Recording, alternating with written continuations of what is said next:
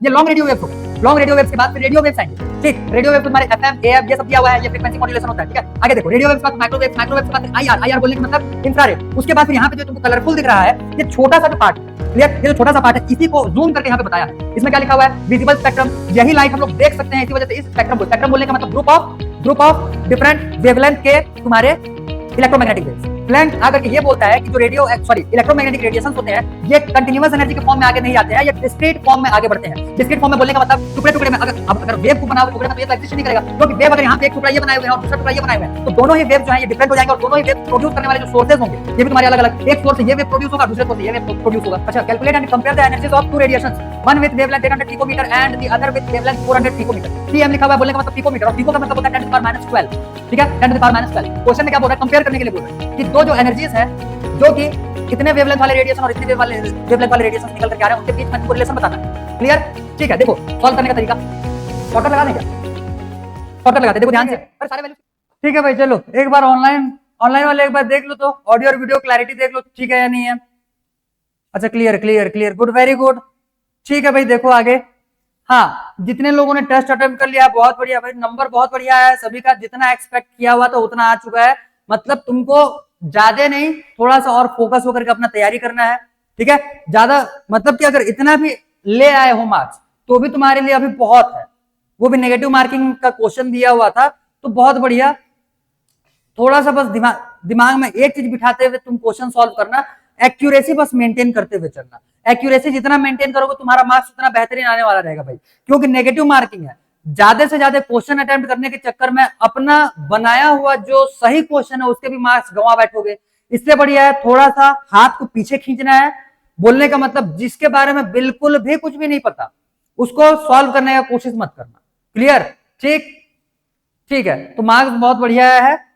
तो उसी पैटर्न में अब देखो, जितने लोगों ने क्वेश्चन सॉल्व किया हुआ है वो सॉल्यूशंस तुमको उसको कभी भी अवेलेबल हो जाएगा। जब भी तुम उसको ओपन करोगे तो सॉल्यूशंस उसका तुमको मिल जाएगा। ठीक है, तो जितने क्वेश्चंस नहीं बनाए हुए हो या फिर जो क्वेश्चंस मिस्टेक है उन क्वेश्चंस को फिर से एक बार रिपीट करो। मैं बार बार बोल रहा हूं, तुम्हारे अच्छे खासे लेवल तक के वेरिएंट्स के क्वेश्चन हम लोगों ने किए हुए हैं। ठीक है, अगर इतने सारे क्वेश्चंस भी कर लेते हो तो अच्छा खासा कॉलेज 12 के बाद तुमको मिल ही जाएगा, चाहे किसी भी एग्जाम में चले जाओ। क्लियर?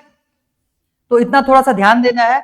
अब हम लोग यहां से आगे बढ़ते हैं। देखो, कल हम लोग जो कंटिन्यू किए हुए थे, सबसे पहले तो हम लोगों ने वेव के बारे में देख लिया।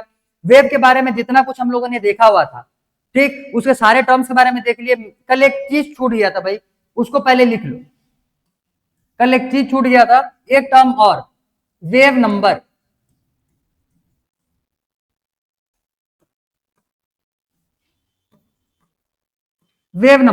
वेव नंबर जो रहता है इसको हम लोग वी बार से रिप्रेजेंट करते हैं, वी बार। ठीक है, ऊपर में बार लगाया जाता है, वी बार से रिप्रेजेंट किया जाएगा। और वेव नंबर का जो फॉर्मूला हो जाएगा तुम्हारा, ये हो जाएगा 1/λ। ठीक है, 1/λ। ये एक याद कर लो, क्योंकि अभी आने वाले जो न्यूमेरिकल्स होने वाले हैं इसका हम लोग भी फॉर्मूला यूज करने वाले रहेंगे वहां। क्लियर? तो ये वेव नंबर के लिए ये एक और फॉर्मूला, इसको दिमाग में बिठा लो भाई। ठीक है, अब यहां से आगे बढ़ते हैं हम लोग, और इसके बाद हम लोग देखते हैं कि एक्चुअली में इलेक्ट्रोमैग्नेटिक वेव्स देखे हुए थे। अब इलेक्ट्रोमैग्नेटिक स्पेक्ट्रम्स क्या होते हैं, या फिर इलेक्ट्रोमैग्नेटिक स्पेक्ट्रम क्या होते हैं, पहले उसके बारे में समझो। जैसे एक मिनट ना,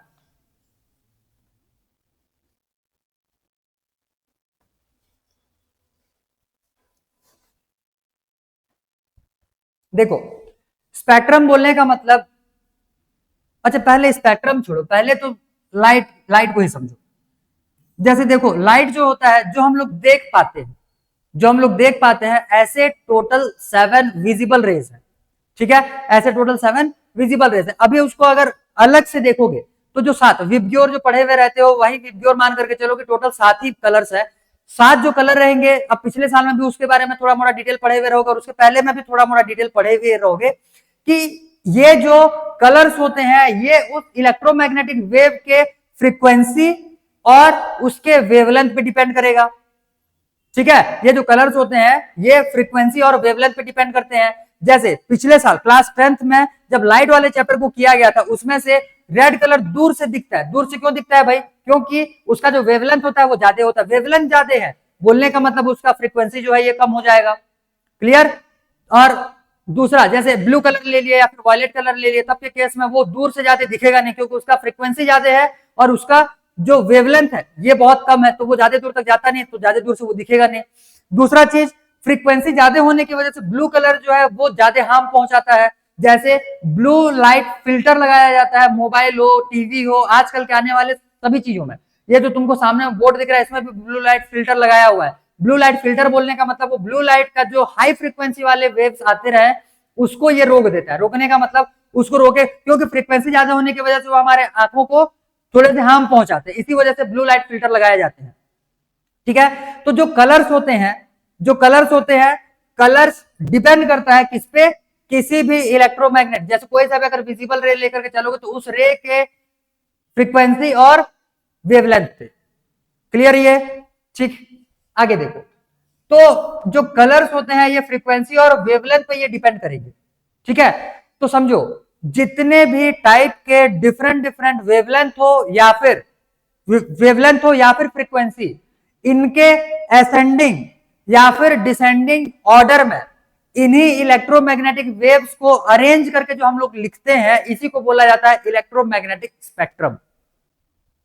समझ में आया क्या बोल रहे हैं? जो डिफरेंट फ्रीक्वेंसी या फिर डिफरेंट वेवलेंथ के जितने भी इलेक्ट्रोमैग्नेटिक वेव्स हैं, इन्हीं इलेक्ट्रोमैग्नेटिक वेव्स को एक साथ ऑर्डर में, चाहे वो इंक्रीजिंग ऑर्डर में लिखो या फिर डिक्रीजिंग ऑर्डर में लिखो, इसको बोला जाता है इलेक्ट्रोमैग्नेटिक स्पेक्ट्रम। इलेक्ट्रोमैग्नेटिक स्पेक्ट्रम उन सारे इलेक्ट्रोमैग्नेटिक वेव्स का ग्रुप है जिनको कि उन्हीं के फ्रीक्वेंसी या फिर वेवलेंथ के अकॉर्डिंग असेंडिंग हो या फिर डिसेंडिंग ऑर्डर में एक साथ लिखा गया हो। क्लियर है इतना? ठीक, डेफिनेशन नहीं आता कभी, सिर्फ दिमाग में बिठाओ। दूसरा चीज समझो, इसी में तुम्हारा एक, ये तो पूरे के पूरे इलेक्ट्रोमैग्नेटिक स्पेक्ट्रम हो गया, इसी में एक छोटा सा पार्ट आता है जिसको कि हम लोग बोलते हैं विजिबल स्पेक्ट्रम। विजिबल स्पेक्ट्रम बोलने का मतलब इसमें सिर्फ और सिर्फ वही इलेक्ट्रोमैग्नेटिक वेव्स आएंगे जो हमको विजिबल होते हैं, और इसमें टोटल 7 टाइप के कलर्स तुमको दिखने वाले हैं। क्लियर? जो विबग्योर देखते हैं, ये पूरा का पूरा विबग्योर का एक ग्रुप अगर उठाया जाएगा तो इसको हम लोग विजिबल स्पेक्ट्रम बोलेंगे, और सारे इलेक्ट्रोमैग्नेटिक वेव्स के अगर ग्रुपिंग में लिखा हुआ रहेगा तब के केस में हम लोग उसको इलेक्ट्रोमैग्नेटिक स्पेक्ट्रम बोलेंगे। अब ध्यान से समझो, मैं इसको तुमको इमेज में बता रहा हूं, इसको लिखने का कोई रिक्वायरमेंट नहीं है, इसके कुछ फैक्ट्स हैं, फैक्ट्स को मैं तुमको इमेज में ही लिखवाऊंगा, उसको अपने कॉपी में नोट डाउन कर लेना। तो अगला हेडिंग लगा लो तुम उस पर, इलेक्ट्रोमैग्नेटिक स्पेक्ट्रम। वेव नंबर तो ये लिख लिए,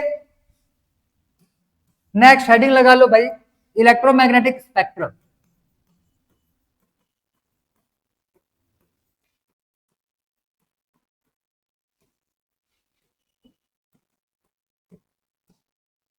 क्लियर? Electromagnetic spectrum.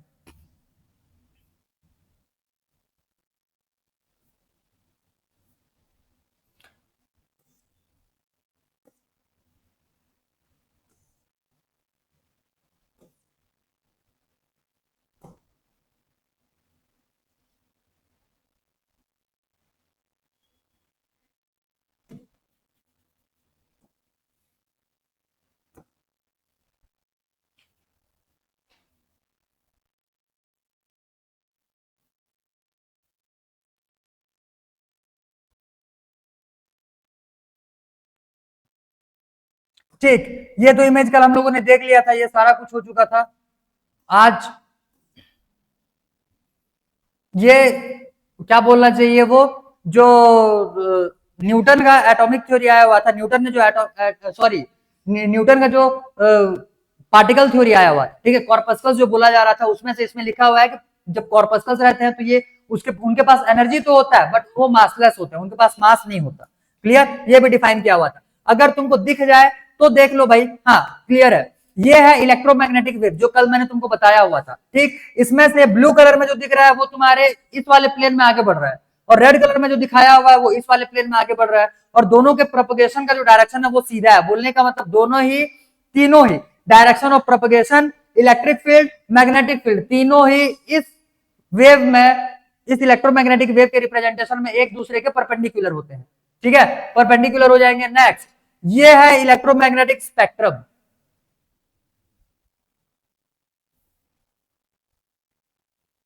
क्लियर? ये है इलेक्ट्रोमैग्नेटिक स्पेक्ट्रम।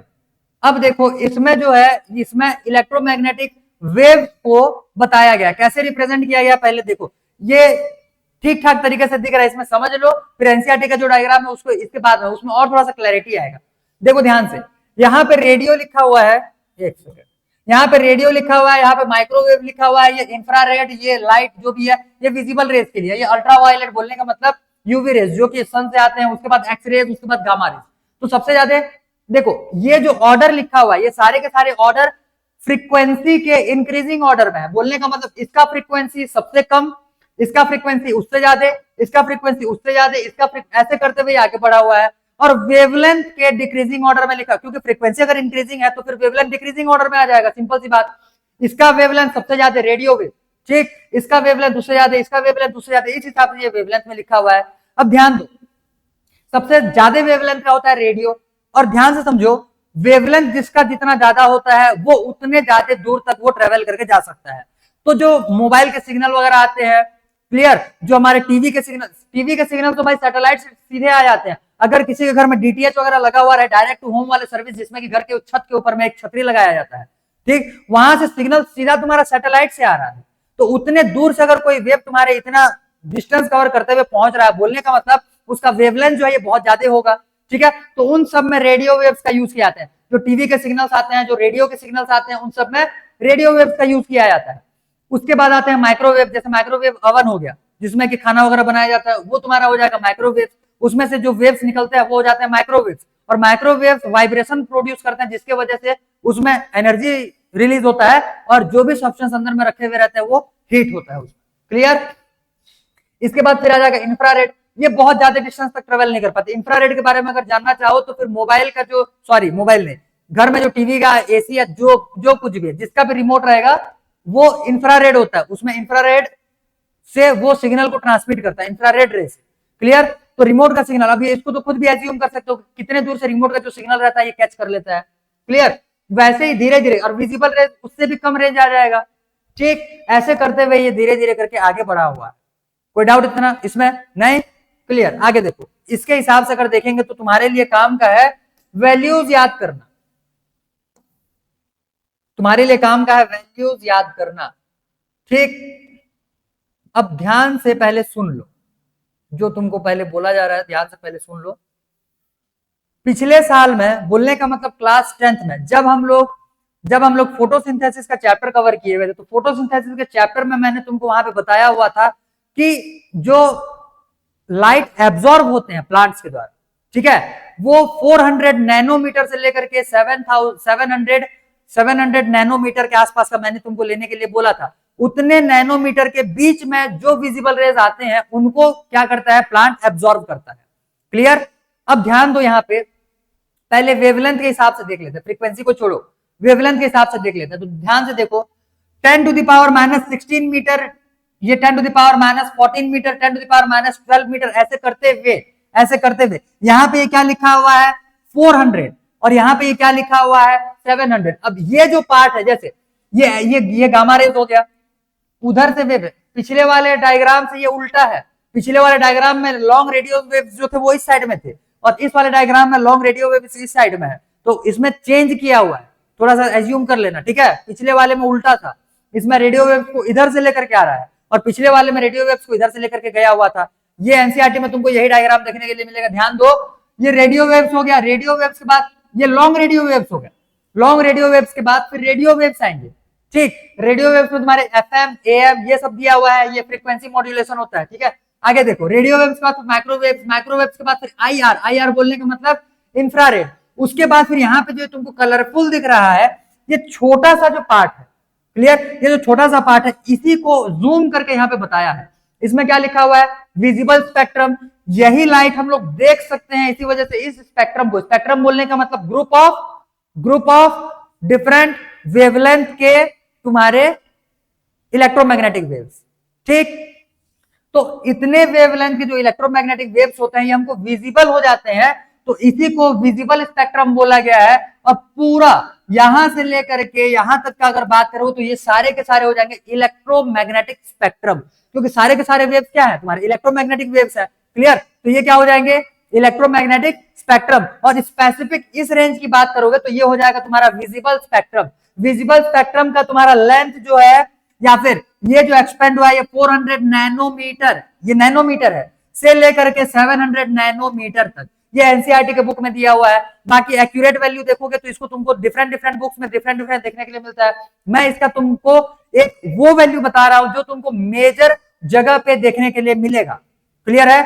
क्लियर है? देखो ये तुम्हारा वैल्यू मेजर जगह पे 380 नैनोमीटर से लेकर के 790 नैनोमीटर, इस रेंज को ये तुम्हारे मोस्ट एक्यूरेट वैल्यूज प्रोवाइड करेगा। ठीक है, ये वैल्यू तुमको दिमाग में बिठा करके रखना है। एग्जाम में अगर आ जाता है कैलकुलेट, हालांकि ये तुमको नहीं दिया जाएगा, उसके लिए टेंशन ना लो, जहां पे भी दिया जाता है उसका वैल्यू दे दिया जाता है, क्योंकि विजिबल स्पेक्ट्रम जो है गारंटी थोड़ी है भाई कि वो हो सकता है उससे एक फ्रीक्वेंसी ज्यादा के वेव्स भी तुमको दिख रहे होंगे। क्लियर? तो वो डिपेंड करेगा। ठीक है, वो डिपेंड करेगा। अब 400 से लेकर के 700 नैनोमीटर या फिर 3, ये याद करो ये। और अगर इसी वैल्यू को तुम्हारा एंगस्ट्रम में भी दिया हुआ रह सकता है, तब के केस में तुम्हारा एंगस्ट्रम में इसका वैल्यू कितना बनेगा, दो ध्यान से देखो, ये हो जाएगा 3800 एंगस्ट्रम एंगस्ट्रॉम, और ये हो जाएगा 7900 एंगस्ट्रॉम।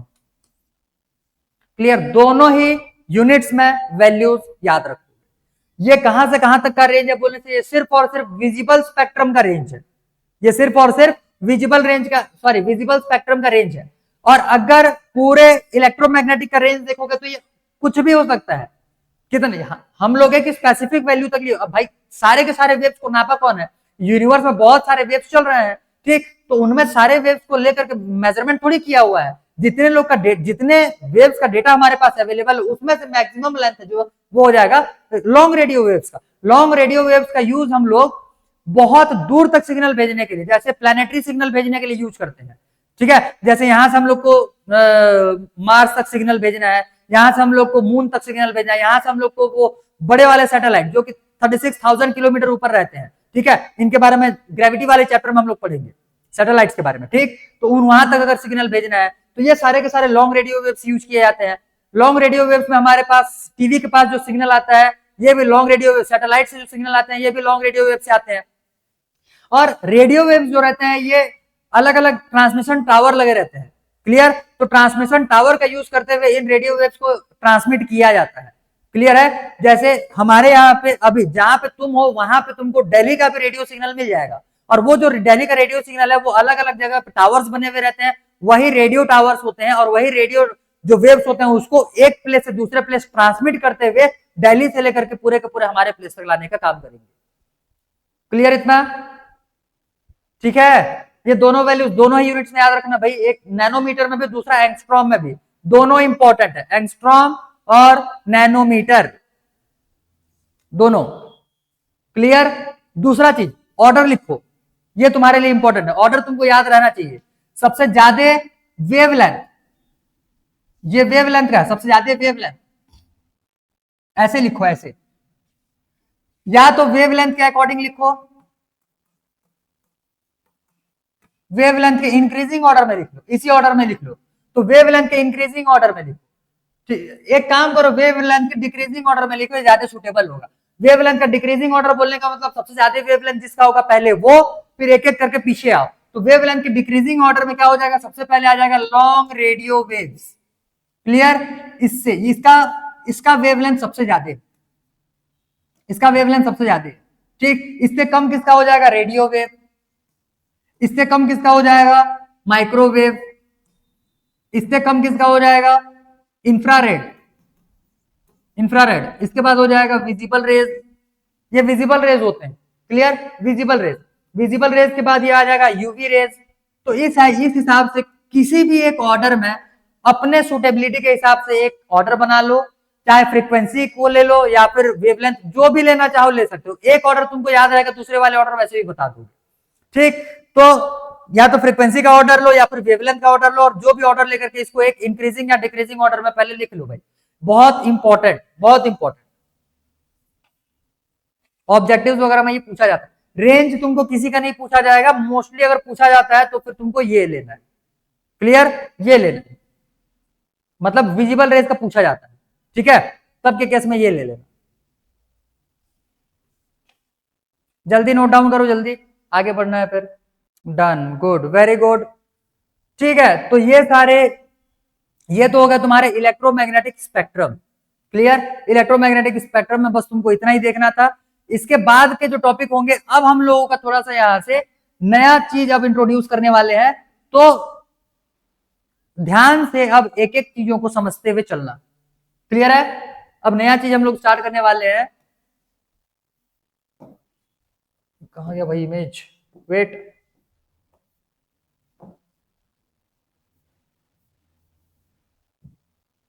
हाँ यही था, ठीक है। तो इतने में से तुम्हारे इमेज आज तक के लिए हो गया। अब नया जो टॉपिक होने वाला होगा उसके लिए हेडिंग लगाओ, particle nature of electromagnetic radiation.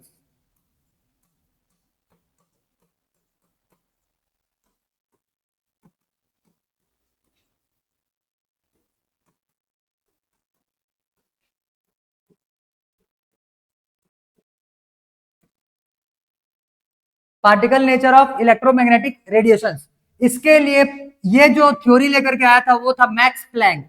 तो मैक्स प्लैंक लिखो या फिर प्लैंक लिख लो, बहुत है।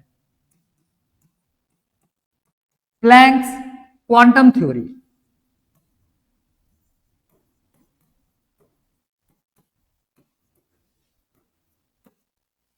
Planck's quantum theory, Max Planck ये थ्योरी लेकर के आया हुआ था।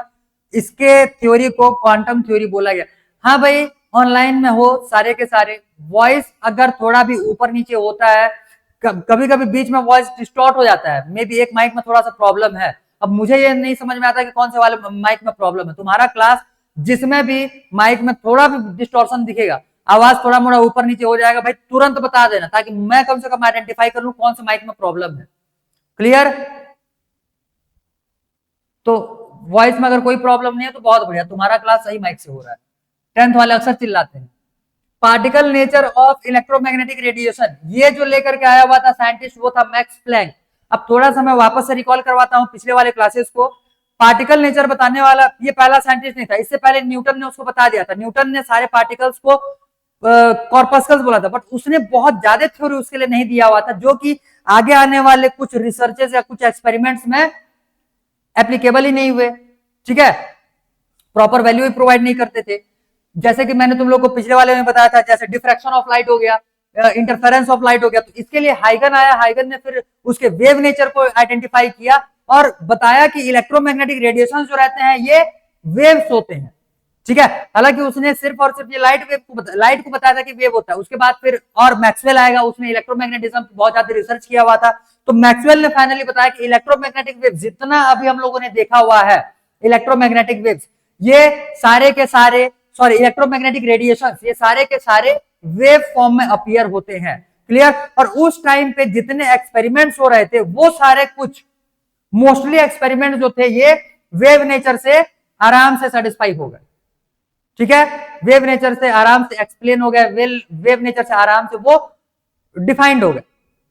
लेकिन मोस्टली फिनोमिना ऑफ लाइट जो था ये तो वेव नेचर से क्या बोलना चाहिए, डिफाइंड तो हो गए थे, बट अभी भी कुछ ऐसे ऐसे लाइट के फिनोमिना थे जो लाइट के ही वेव नेचर से डिफाइंड नहीं हो पा रहे थे। तो सबसे पहले वो 3 फिनोमिना तुम्हारे बुक में दिया हुआ है, तीनों फिनोमिना को पहले लिखो कि लाइट के ऐसे कौन कौन से फिनोमिना थे, या लाइट से होने वाले ऐसे कौन कौन से इंसिडेंट्स थे जो कि लाइट के वेव नेचर से डिफाइंड नहीं हुए। फिर उसके बाद हम लोग देखेंगे कि प्लैंक ने एक्चुअली में क्या डिफाइन किया, क्या बताया, कौन सा रिलेशन लेकर के आया, और उस बेसिस पे फिर हम लोग जो ये 3 अलग अलग क्या बोलना चाहिए तुम्हारे लाइट के फिनोमिना है वो तो वेव नेचर से तो डिफाइन हुए नहीं है, तब हम लोग उसको फिर क्वांटम थ्योरी से, क्वांटम थ्योरी बोलने का मतलब पार्टिकल थ्योरी से, किसके, प्लैंक्स के पार्टिकल थ्योरी से उन्हीं सारे फिनोमिना को हम लोग डिफाइन करेंगे और बताएंगे कि वेव नेचर से डिफाइन ना होकर के पार्टिकल नेचर से डिफाइन हुआ है।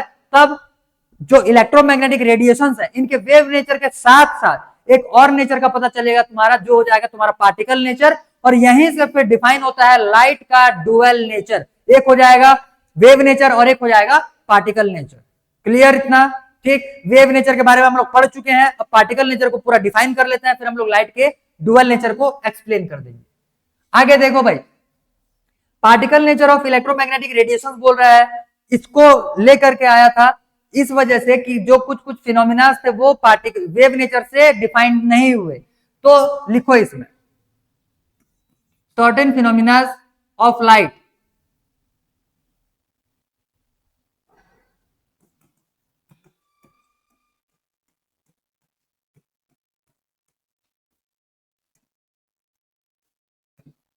of light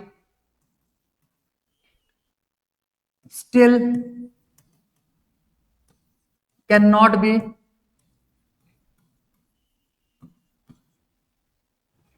defined by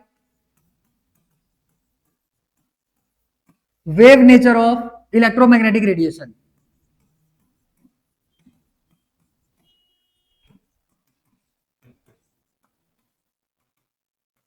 Electromagnetic radiation. Clear? तो certain phenomena of light still cannot be defined by wave. अब स्टिल बोलने का मतलब आज का टाइम नहीं है भाई, वो उस टाइम की बात कर रहे हैं, ठीक है, वो जिस टाइम पे ये रिसर्चेस चल रहे थे। तो रेडिएशन, तो इसके लिए फिर नया थ्योरी लेकर के अब कौन कौन से फिनोमिना थे वो देख लो। ये 3 पॉइंट्स को इंपॉर्टेंट करके लिखो क्योंकि इसी के बारे में अभी हम लोग का 3 टॉपिक बनने वाला है। पहला हो जाएगा, पहले पहले हम लोग देखेंगे इसमें black body radiation.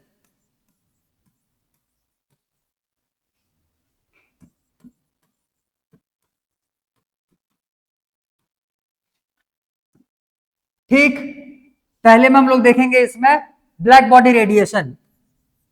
Second, third पहले लिखो। सेकंड, थर्ड जो आएगा इस पे हम लोग देखने वाले हैं लाइन स्पेक्ट्रम।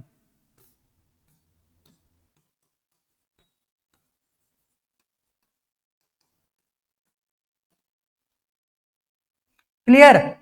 हाँ, सेकंड जो है यहां पे हो जाएगा फोटो इलेक्ट्रिक इफेक्ट।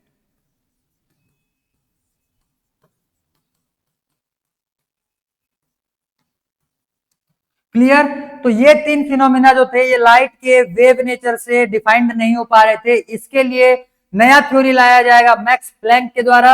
और मैक्स प्लैंक जो है अब नया थ्योरी लेकर के आएगा और इसके थ्योरी का बेसिस क्या क्या था और इसने थ्योरी में क्या एक्सप्लेन किया था अब वो देखेंगे। तो ये 3 पहले नोट डाउन करो क्योंकि ये तीनों को हम लोग को डिटेल में देखना है, जिसमें से सबसे ज्यादा डिटेल में हम लोग को लाइन स्पेक्ट्रम देखना है। इसी पैटर्न पे आगे बढ़ेंगे। ब्लैक बॉडी रेडिएशन जो ये मुश्किल से 5-7 मिनट का ये टॉपिक होगा।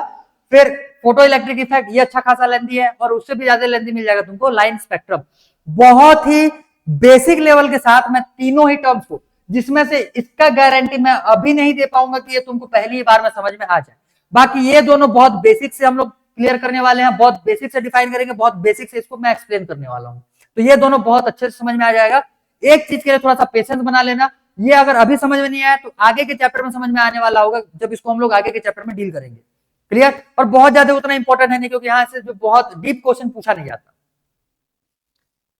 क्लियर है? बाकी इसमें थोड़ा सा बार बार बोलो, पहले वाले में ये मोस्टली स्टूडेंट्स को पहली बार में समझ ही नहीं आता, तो इसको थोड़ा सा ध्यान से सुनने का और समझने का कोशिश करना बस। हो गया क्या? लिखे 3? Very good. आगे देखो, अब देखो प्लैंक थ्योरी।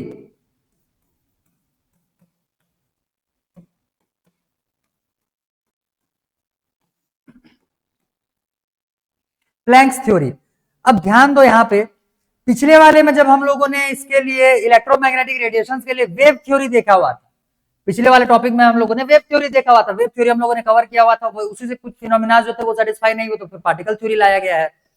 तो जो वेव थ्योरी दिया गया था, तो वेव थ्योरी आप ऐसे समझो, अगर हम लोग किसी भी एक इलेक्ट्रोमैग्नेटिक रेडिएशन का फॉर एग्जांपल वेव बनाते हैं तो ऐसे टुकड़े टुकड़े में थोड़ी बनाओगे, ऐसे टुकड़े टुकड़े में आएगा क्या? नहीं। अगर वेव फॉर्म होगा तो जाहिर सी बात है भाई पूरा का पूरा ऐसे कंटिन्यूअस होने वाला है। तो वेव थ्योरी ये बोलता है कि इलेक्ट्रोमैग्नेटिक रेडिएशन जो रहते हैं ये कंटिन्यूअस एनर्जी होते हैं, ठीक है, ये कंटिन्यूअस एनर्जी होते हैं जो कि कहीं पे भी डिस्क्रीट फॉर्म में, तुमको डिस्क्रीट बोलने का मतलब टुकड़े के फॉर्म में, डिस्क्रीट वर्ड भी दिमाग में बिठा लो इसको, हालांकि मैंने तुमको पहले ही बता चुका है, ठीक है। तो डिस्क्रीट फॉर्म में ये तुमको नहीं, कंटिन्यूअस फॉर्म में ये तुमको देखने के लिए मिलेगा। क्लियर? क्लियर? लेकिन प्लैंक आकर के ये बोलता है कि जो इलेक्ट्रोमैग्नेटिक रेडिएशंस होते हैं ये कंटिन्यूअस एनर्जी के फॉर्म में आगे नहीं आते हैं, ये डिस्क्रीट फॉर्म में आगे बढ़ते हैं। डिस्क्रीट फॉर्म में बोलने का मतलब टुकड़े टुकड़े में अगर वेव को बनाओगे टुकड़े में तो ये तो एग्जिस्ट ही नहीं करेगा, क्योंकि वेव अगर यहाँ पे एक टुकड़ा ये बनाए हुए हैं और दूसरा टुकड़ा ये बनाए हुए हैं तो दोनों ही वेव जो है ये डिफरेंट हो जाएंगे और दोनों ही वेव को प्रोड्यूस करने वाले जो सोर्सेज होंगे ये भी तुम्हारे अलग अलग, एक सोर्स से ये वेव प्रोड्यूस होगा और दूसरे सोर्स से ये वेव प्रोड्यूस होगा। क्लियर है? तब जाकर के दो डिफरेंट वेव्स बनने वाले हैं। अदरवाइज अगर एक ही सिंगल सोर्स है, एक सिंगल सोर्स है तो एक सिंगल सोर्स से तुम्हारे सेम वेव मतलब कंटिन्यूअस एक वेव निकल करके जाएगा, ठीक। लेकिन अगर हम लोग इसको डिसकंटिन्यूअस बनाते हैं तो मान लो कि ये तुम्हारा एक सोर्स हो गया, इस सोर्स अगर वेव निकल करके जाएगा तो ये तुम्हारा इस टाइप से जाएगा जो कि कंटिन्यूअस होने वाला है। और अगर यहां से डिसकंटिन्यूअस एनर्जी निकालेंगे हम लोग तो हम लोगों को उसको इस टाइप से बॉल के फॉर्म में अपीयर करवाना पड़ेगा। बोलने का मतलब एनर्जी के छोटे छोटे टुकड़े के फॉर्म में, समझे? और वेव थ्योरी बोलता है कि कंटिन्यूअस फॉर्म में होता है और प्लैंक्स क्वांटम थ्योरी ये बोलता है कि यही जो एनर्जी है ये छोटे छोटे एनर्जी के पैकेट के फॉर्म में आगे बढ़ता है, कंटिन्यूअस नहीं, डिसकंटिन्यूअस फॉर्म में। देखो टुकड़ा टुकड़े में, ठीक, एक टुकड़ा ये हो गया, दूसरा टुकड़ा ये हो गया, ऐसे करते हुए ये छोटे छोटे टाइनी पार्टिकल्स के फॉर्म में ये आगे बढ़ेंगे। क्लियर? ये थ्योरी किसका दिया हुआ है? मैक्स प्लैंक का। प्लैंक ने इसको छोटे छोटे डिसकंटिन्यूअस टुकड़े बोला हुआ है। क्लियर? तो चलो भाई प्लैंक थ्योरी पहले लिखते हैं।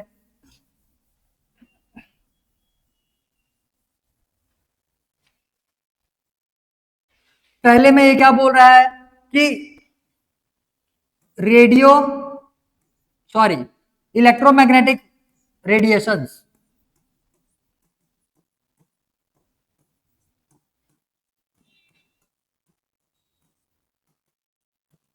लिखते चलो साथ साथ। Electromagnetic radiations emit energies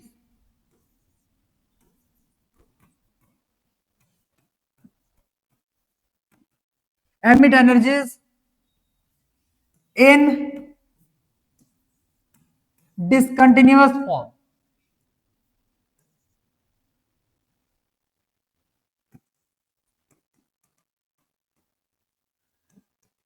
in discontinuous form in the form of, ऐसे लिखो फॉर्म डबल हो जाए, डिसकंटिन्यूअसली लिखो, ठीक है, in the form of small packet of energy.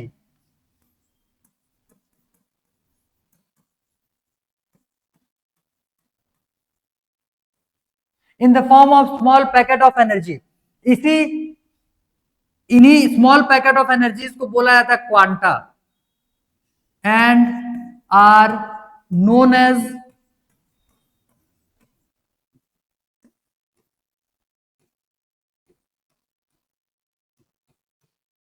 ठीक quanta.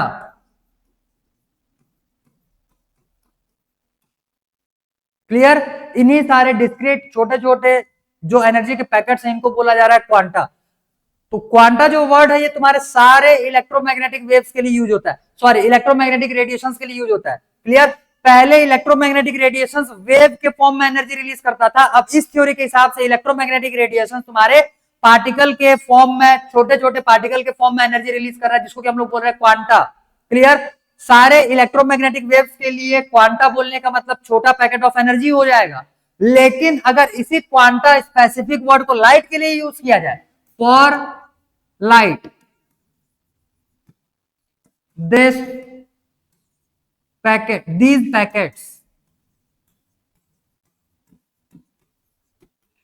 are known as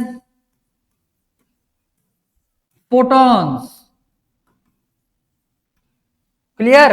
these packets are known as photons। Quanta बोलने का मतलब सारे इलेक्ट्रोमैग्नेटिक वेव्स के लिए रिप्रेजेंट करने के लिए है, स्पेसिफिक लाइट के केस में लेकर के चलो। लाइट बोलने का मतलब विजिबल रेज, विजिबल स्पेक्ट्रम, जो भी हम लोगों ने 7 कलर देखा हुआ था, ठीक। तो स्पेसिफिक लाइट के कलर के लिए लेकर के चलोगे जो कि हमको विजिबल होते हैं तो इसको हम लोग बोलते हैं फोटॉन्स। क्लियर? ये दिया हुआ है पहला theory, first theory of Planck. हो गया इतना। सेकंड थ्योरी देखो, और ये जो थ्योरी है यही फिर गेम चेंजिंग है भाई। इसके थ्योरी ये जो सेकंड पार्ट बता रहा है ये यही गेम चेंजिंग है। मतलब कि ये पॉइंट आने के बाद फिर लोगों को ये कंफर्म हो गया, अगर देखो कोई सा भी थ्योरी लेकर के आना है तो भाई जिसके लिए थ्योरी लेकर के आ रहे हो, जिन चीजों के लिए थ्योरी लेकर के आ रहे हो उनको आपस में रिलेट कर दो तो तुम्हारा काम बन जाएगा। तो इसने क्या किया है, मैक्स प्लैंक ने इसमें से एनर्जी और सेकंड पार्ट एनर्जी और फ्रीक्वेंसी दोनों के बीच में रिलेशन बता दिया। बोलने का मतलब ये है कि किसी भी एक सोर्स से जो एनर्जी निकल करके जाता है वो अगर वेव का फॉर्म लिया जाए तो उसके फ्रीक्वेंसी के इक्वल होता है। क्लियर, उसके फ्रीक्वेंसी के इक्वल होता है, ये रिलेशन इसने बताया। तो इस रिलेशन के बेसिस पे energy is directly proportional to the frequency of wave. Clear, इसको मैं भी एक्सप्लेन करूंगा, पहले समझ लो। अगर इसको आगे लिखोगे, कंटिन्यू करोगे तो ये हो जाएगा E is equals to h nu. ठीक है, E is equals to h nu, जहां पे कि न्यू जो है ये हो जाएगा फ्रीक्वेंसी। टर्म्स को भी लेबलिंग करते हुए चलो, ये हो जाएगा फ्रीक्वेंसी। ठीक, ये हो जाएगा Planck constant.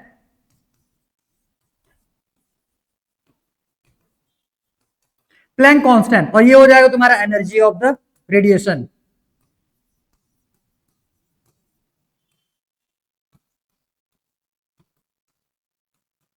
Energy of radiation.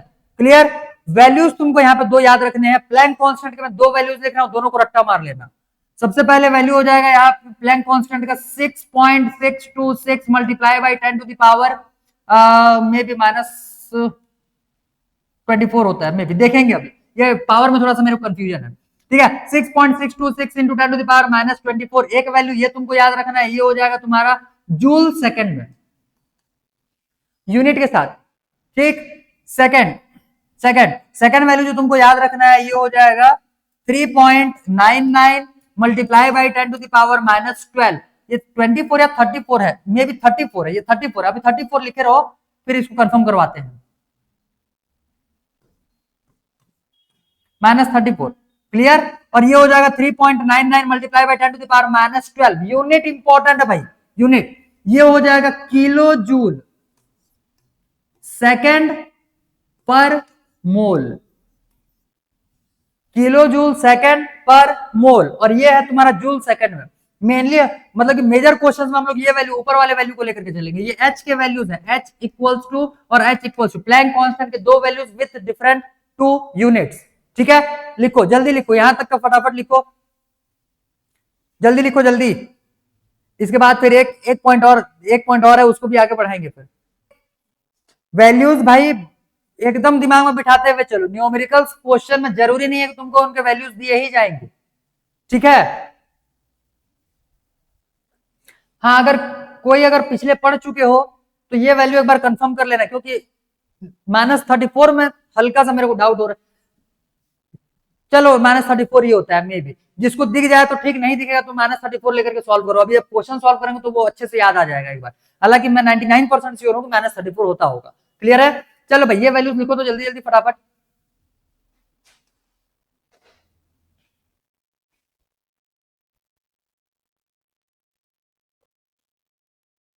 अच्छा हट दे, चलो ये फॉर्मूले का को आगे और एक्सटेंड भी कर सकते हो। जैसे यहाँ पे ये E is equal to h nu लिया हुआ है, E इक्वल्स टू ये है एच न्यू इक्वल्स टू ये क्या हो जाएगा एच, और न्यू का वैल्यू सी बाई लैम्डा, तो एच सी बाई लैम्डा, ये E का वैल्यू और आ गया। एक्सटेंड करके ये भी वैल्यू लिख लेना, क्योंकि दोनों ही फॉर्मूलेस का हम लोग को यूज करना है न्यूमेरिकल्स में। दोनों ही फॉर्मूलेस का हमको न्यूमेरिकल्स में यूज करना है भाई, तो दोनों को ही ठीक तरीके से लिखो। E के दो वैल्यूज, एक हो जाएगा एच न्यू जब फ्रीक्वेंसी दिया हुआ रहे, और जब वेवलेंथ दिया हुआ रहे तब के केस में लैम्डा का यूज करोगे।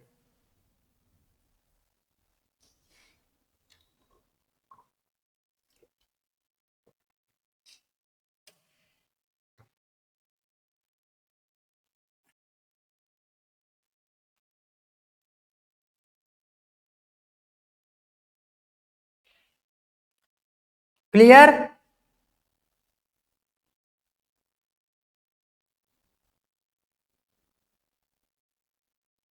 हो गया, ठीक, good. Next third point,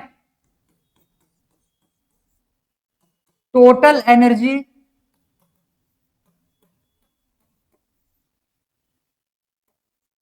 released और एब्जॉर्ब।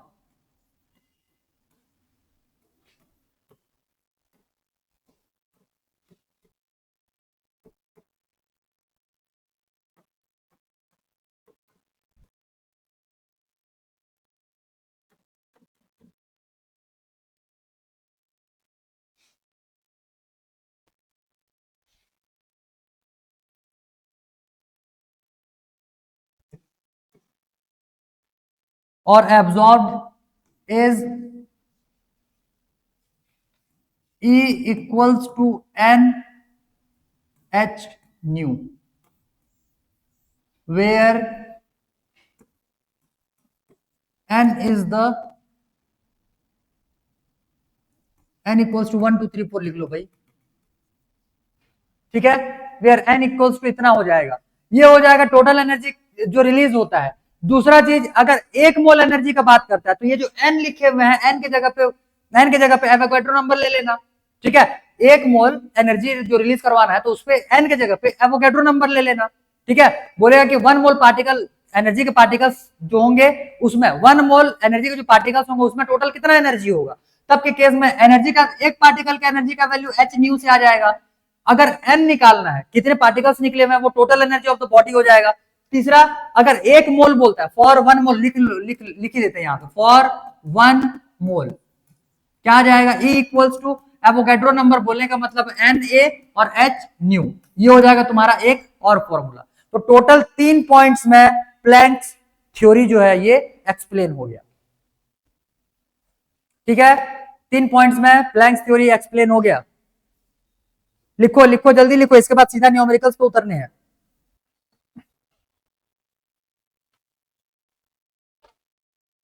फॉर 1 मोल बोलने का मतलब एनर्जी फॉर 1 मोल पार्टिकल्स है, ठीक। एक मोल पार्टिकल्स कितना एनर्जी कंटेन कर रहा होगा ये उसके लिए होगा, और ये टोटल जितने भी पार्टिकल्स वहां से रिलीज हुए हैं या फिर जितने भी पार्टिकल्स एब्जॉर्ब हुए रहेंगे किसी बॉडी में, उसमें टोटल एनर्जी कितना होगा। तो जितने पार्टिकल्स रहेंगे वो तुम्हारा वैल्यू गिवन रहेगा, एक पार्टिकल का वैल्यू निकालना है तुमको, ठीक। प्लैंक कांस्टेंट याद रखना, बहुत इंपॉर्टेंट है। प्लैंक कांस्टेंट का यूज केमिस्ट्री में बहुत जगह तुमको आगे में करना है। फिर दो कांस्टेंट्स का वैल्यू पूरा रट्टा मार लेना, एक प्लैंक कांस्टेंट जिसको कि अभी हम लोग यहाँ पे देख रहे हैं, अगला आ जाएगा तुम्हारा गैस कांस्टेंट। हालांकि गैस कांस्टेंट जो है ये जिस चैप्टर में था वो चैप्टर डिलीटेड है, लेकिन इसका यूज हम लोग को बहुत ज्यादा करना है, तो गैस कांस्टेंट भी तुमको बहुत ज्यादा जगह पे यूज करना है। इवन क्लास 12th में भी भर भर करके तुमको उसको यूज देखने के लिए मिलने वाले हैं, ठीक। तो ये जितने कांस्टेंट यहाँ पे करवाए जाएंगे बहुत ज्यादा नहीं है, 3-4 कांस्टेंट के वैल्यू को एज इट इज तुमको रट्टा मारना है।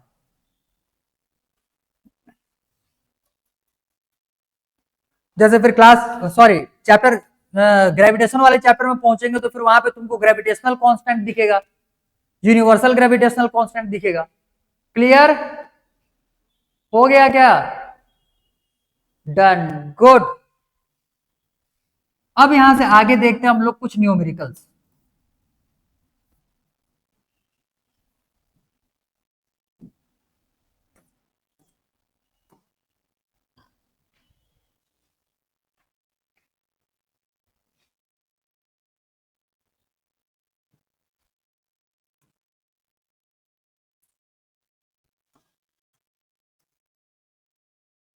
कल हम लोग 6 क्वेश्चन तक बना लिए थे, ठीक है। कल हम लोगों ने ये वाले क्वेश्चन तक बना लिया। नेक्स्ट देखो भाई, पहले एक बार क्वेश्चन को रीडिंग करो तो, the Vividh Bharati station broadcast on a frequency of 1368 kilohertz, ठीक। याद रखना हर्ट्ज जो रहता है ये तुम्हारा यूनिट हो जाएगा फ्रीक्वेंसी के लिए, इसमें किलो हर्ट्ज दिया है, ऐसा यूनिट हर्ट्ज होगा, किलो हर्ट्ज नहीं लेना। तो हर्ट्ज में उसको फिर 10 टू द पावर 3 में कन्वर्ट करना पड़ेगा, ठीक है। लिखो पहले, देखो क्या बोल रहा है, क्वेश्चन आ गया समझ में, बहुत ही इजी क्वेश्चन है भाई। देखो क्वेश्चन में क्या बोल रहा था, जिसको समझ में आ गया वो सॉल्व करो, क्योंकि कैलकुलेटिव पार्ट है तो वो कैलकुलेशन करने में टाइम लग जाएगा। कैलकुलेट दी वेवलेंथ, वेवलेंथ निकालना है ऑफ इलेक्ट्रोमैग्नेटिक रेडिएशन। तो वेवलेंथ बोलने का मतलब लैम्डा का वैल्यू निकालना है। तो न्यू इज इक्वल टू हमको पता है सी बाई लैम्डा होता है, लैम्डा का वैल्यू निकालना है। तो लैम्डा इज इक्वल टू यहां से आ जाएगा सी बाई बी। सी तुमको क्वेश्चन में वेलोसिटी नहीं दिया जाता, जितने भी इलेक्ट्रोमैग्नेटिक वेव्स होते हैं ये लाइट के स्पीड से चलते हैं, ठीक। तो जब भी तुमको सी दिखेगा तो समझ लेना वो लाइट के स्पीड का तुमको मेजर क्वेश्चंस में यूज कर रहे हैं।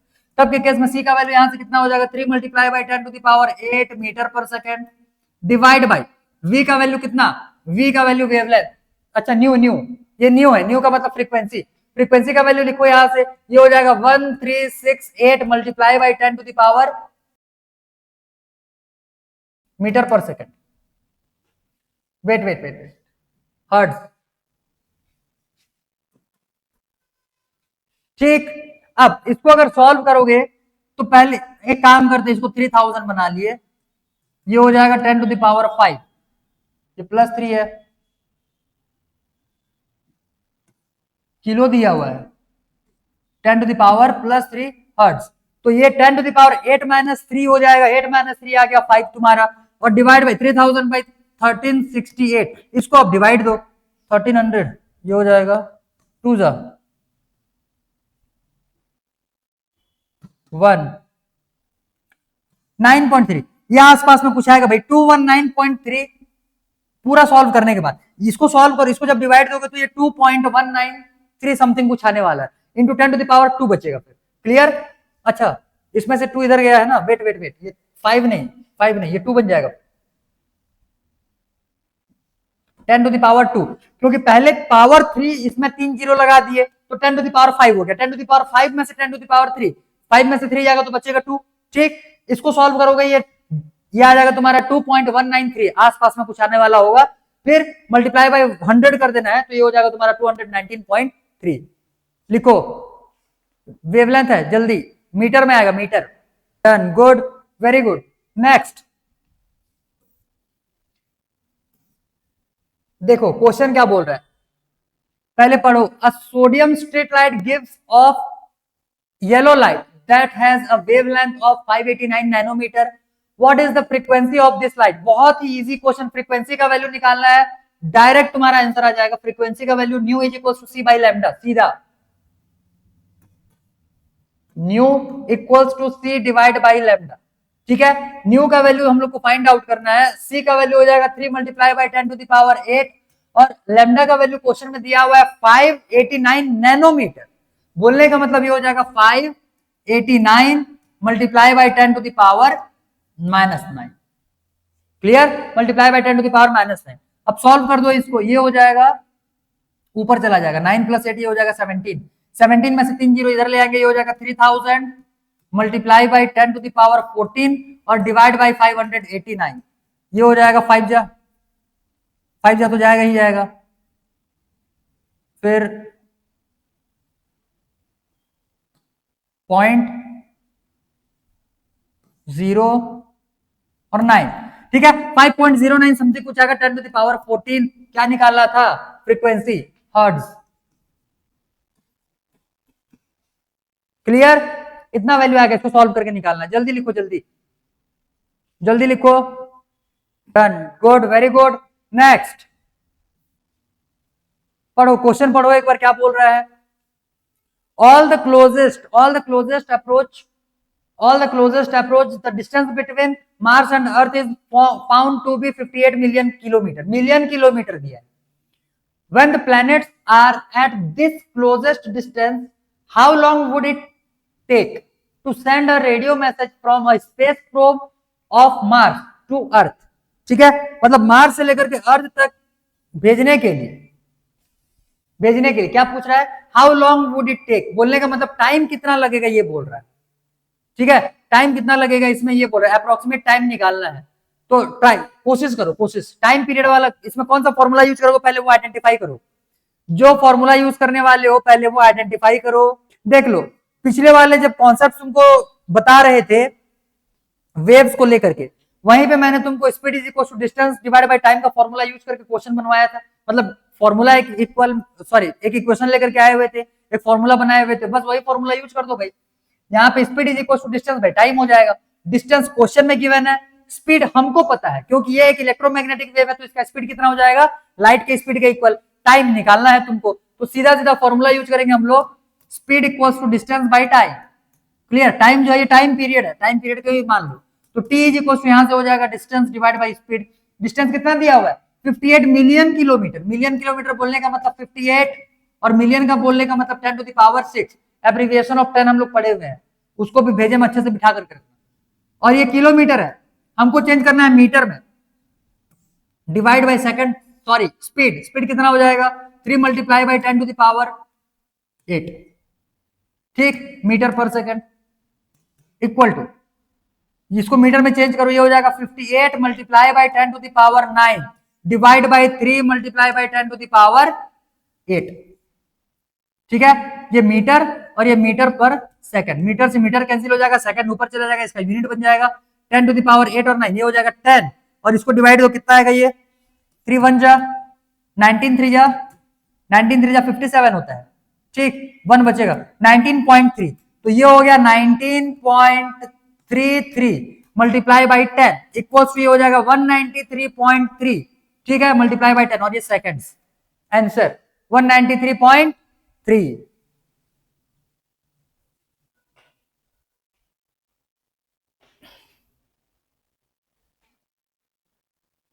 क्लियर है? जल्दी करो जल्दी। अच्छा done done, good, very good.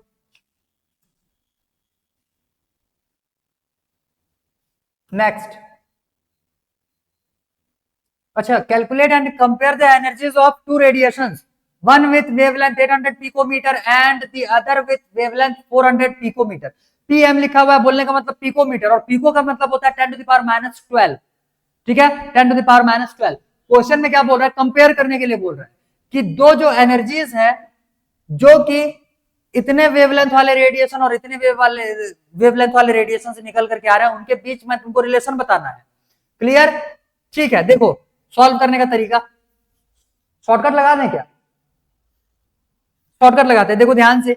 अरे सारे वैल्यूज कितने रखोगे, वो तो वैसे भी कैंसिल हो जाने वाले हैं, देखो ध्यान से। यहाँ E1 E का वैल्यू क्या लिखे थे हम लोगों ने, HC by lambda, HC divide by lambda 1। ध्यान दो, H जो है ये प्लैंक कांस्टेंट है, किसी के लिए भी एनर्जी निकालोगे तो वो तो चेंज होने वाला होगा नहीं। स्पीड ऑफ लाइट ये भी कांस्टेंट है, ये भी किसी का भी एनर्जी निकालने वाले रहोगे, इसका भी वैल्यू चेंज नहीं होगा। तो दूसरे का E2 का वैल्यू कितना आएगा यहाँ से, E2 इक्वल्स टू हो जाएगा HC डिवाइड बाई लैम्डा 2। हमको कंपेयर करना है, एक चीज दिमाग में अभी से बिठा लो, जब भी तुमको कंपेयर करने के लिए बोलता है तो डिवाइड देना होता है। क्लियर? पहले वाले क्वांटिटी दूसरे क्वांटिटी से कितना टाइम्स ज्यादा है, ये होता है कंपैरिजन। तो जब भी तुमको कंपेयर करने के लिए बोला जाएगा, दोनों ही क्वांटिटीज को क्या करना है, तुमको डिवाइड दे देना है। क्लियर? दूसरा चीज, जब भी तुमको नंबर्स फाइंड आउट करने के लिए बोलता है कि कितने नंबर्स में प्रेजेंट है, तो नंबर्स निकालने के लिए भी तुमको डिवाइड ही देना होता है, डिवाइड ही देना होता है। क्लियर? चलो, तो यहां से ये हो गया E1, ये हो गया E2। अब इसको सॉल्व करेंगे, E1 divide by E2 equal to यहां से आ जाएगा ये HC divide by lambda 1 whole divide by HC divide by lambda 2। HC से HC कैंसिल, यहां से आ जाएगा ये lambda 2 divide by lambda 1। Lambda 2 का वैल्यू कितना किया है, पिकोमीटर में कितना है ये 400। अच्छा उल्टा ले रहे हैं क्या, इसका है 800, तो E1 का 800 मतलब लैम्डा 1 800, ठीक है। 400 डिवाइड बाई 800 बोलने का मतलब 1/2, 1 जा 2 जा इक्वल्स टू ये हो गया 1/2। सो E2 इक्वल्स टू 2E1। ये 2 नीचे में है, ये आ जाएगा E1 के पास और E2 चला जाएगा उधर, तो E2 इक्वल्स टू हो जाएगा यहां से 2E1। ये आ गया तुम्हारा रिलेशन या फिर comparison between these two energies. लिखो लिखो लिखो, जल्दी नोट डाउन करो स्पीड में। अच्छा डन, गुड, वेरी गुड।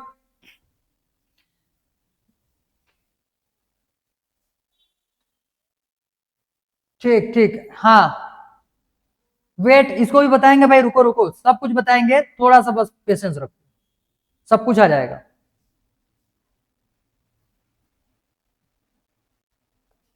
ठीक है भाई, नेक्स्ट क्वेश्चन अब देखते हैं, देखो ध्यान से, थोड़ा सा पेशेंस रखो भाई, आगे के क्वेश्चन में सारे डाउट्स क्लियर हो जाएंगे, अभी आने वाले हैं आगे के क्वेश्चन, सब क्लियर हो जाएगा क्या। अच्छा, इस क्वेश्चन में तुमको एक इंफॉर्मेशन देना है, ठीक है। Calculate the wavelength of photon in angstrom. Angstrom में इसको वैल्यू निकालना, बोलने का मतलब ये ऊपर डॉट वाले में वैल्यू निकालना यूनिट में। हैविंग एनर्जी 1 इलेक्ट्रॉन वोल्ट, तुमको ये वैल्यू याद रखना है। एक नंबर और आ गया यहाँ पे, देखो 1 इलेक्ट्रॉन वोल्ट इक्वल्स टू होता है 1.602 मल्टीप्लाई बाई 10⁻⁻19 जूल।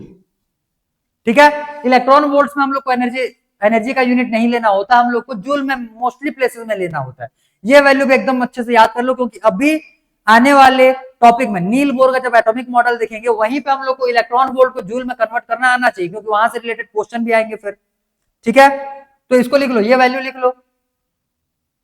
ये वैल्यू नोट डाउन कर लो, बहुत important value. 1 electron volt is equal to 1.602 multiply by 10 to the power minus 19 joule.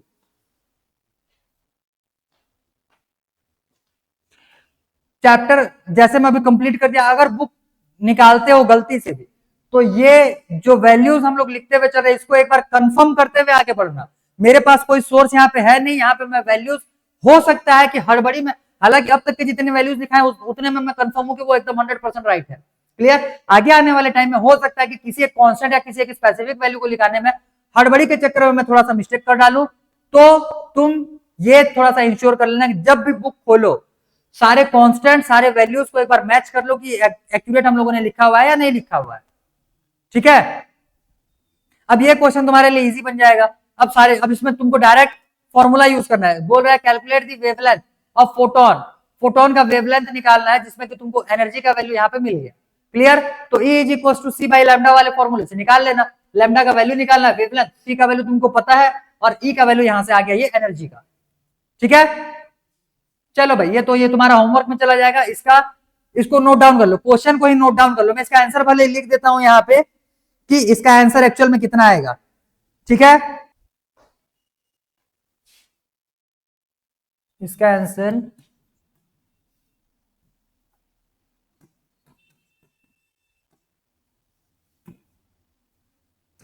10 to the power 7, 12.4 into 10 to the power 7 इसका answer आएगा।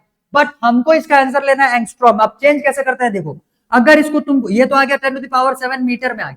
ठीक है? इसको अगर एंगस्ट्रॉम में चेंज करना है तो ये हो जाएगा 12.4 multiply by 10 to the power 7 angstrom में। जिसमें चेंज करना रहता है वही पावर इसमें ठूंस दो।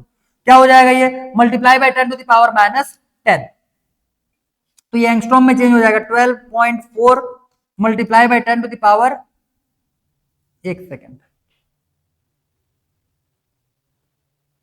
ये -7 आएगा और एंगस्ट्रॉम में चेंज करेंगे तो इसको +10 से मल्टीप्लाई करेंगे। 10 टू द पावर +10 से मल्टीप्लाई, अरे इसको डिवाइड देते, 10 टू द पावर -10 को डिवाइड दोगे क्योंकि इसको तुमको एंगस्ट्रॉम में चेंज करना है, तो 10 टू द पावर 10 को डिवाइड दोगे तो 10 टू द पावर +7 बनेगा कि नहीं बनेगा?